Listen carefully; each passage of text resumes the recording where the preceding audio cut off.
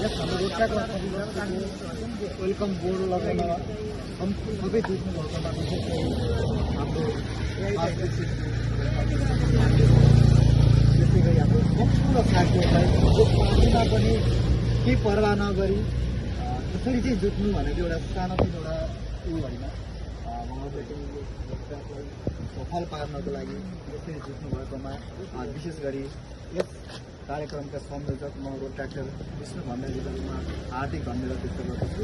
साथै सम्पूर्ण लिडरहरूलाई आगामी दिनमा पनि हामी यसै गरी नै जुटेरै काम गर्ने भनेरै हामी आएका छौँ। नत्र 2000 दिएर यत्तिकै बस्न छ भने किन दिन पर्यो काम 2000 दिन काम गरौँ भनेर अब आगामी दिनमा पनि अब हामी 9 गते नै वृक्षरोपण पनि हामी गर्दैछौँ।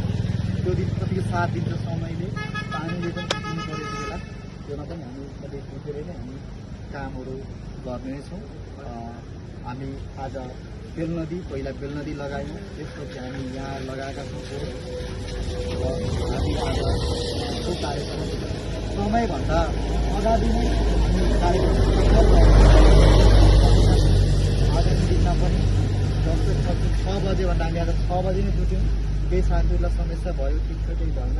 आगामी दिनमा सबै सम्पूर्ण साथीहरू चाहिँ समयमै जुटेर आगामी दिनमा पनि कार्यक्रम यसै गरी सफल पार्नुहुन्छ भन्दै आजको कार्यक्रम यो सम्पन्न भएको जानकारी गर्दछु।